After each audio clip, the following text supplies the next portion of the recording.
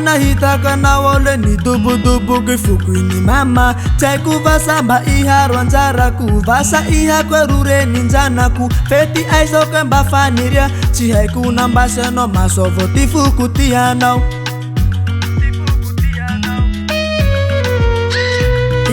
Nahitaka na wale ni dubu kifukuni mama Chaiku vasamba iha rwanzara ku Vasa iha kwerure ninjana ku Feti aiso kemba faniria Chihaiku namba seno masovo tifuku tihanau Manira charanga no zawine Nepaza kwa ichi utiani famijalingi Haikusa upa chanzara na ufe Bamanira ndetazwa na ufa Chafaka na wakurafa haikovo chanzara ngachikaru wa mami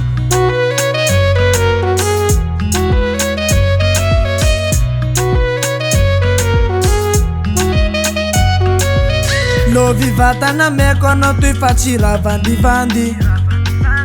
Fafita vaha mekono tui kwa hira bakanatiku Awe Fangara kecha meya kundat faje ulumi kitika no mila fati Chimanga yandra tautinji mbali fazau chihidari Fafuno varuti ya kumena wai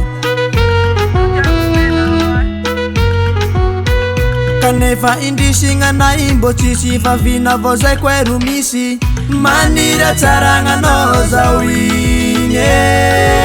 Nepasa kwa ichi utiani famijalingi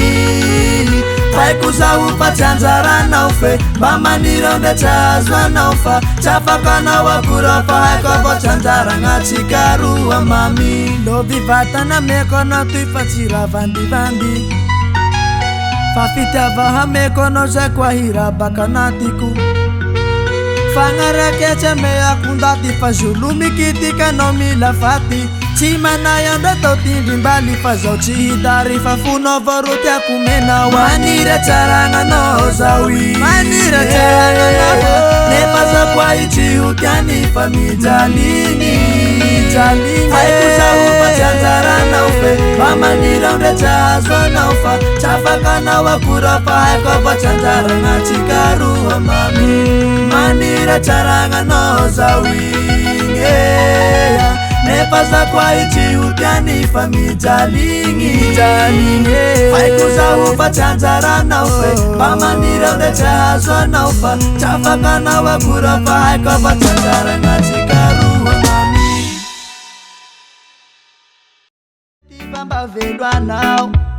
Fe isoro ke faliku kwe chinangar Natazo mi jalina leno mi aflena seno chifula rutia vana We swami semba henjuzi tenga vawilan Baso gete tahwe vali vatane Tiakuifa mahara kijali kwe Baso gete tahwe vali vatane Chiwe ivo na uli tenga huilame Baso gete tahwe vali vatane Tiakuifa mahara kijali kwe Baso gete tahwe vali vatane Chiwe ivo na uli tenga huilame yeah.